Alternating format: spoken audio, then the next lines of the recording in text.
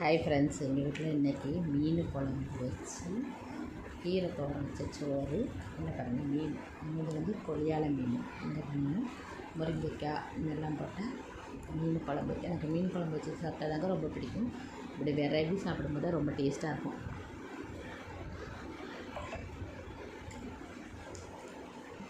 சிவப்பு கீரை, இந்த ஊரில் சிவப்பு தண்டுக்கீரை கிடைக்கும். அது ரொம்ப உடம்புக்கும் நல்லது, கால்சியம் சத்து அதிகமாக இருக்கும்ல.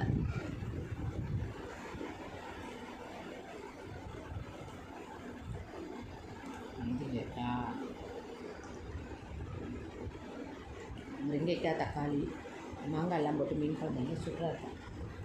அன்றைக்கி அப்படி தாங்க வச்சுருக்கேன்.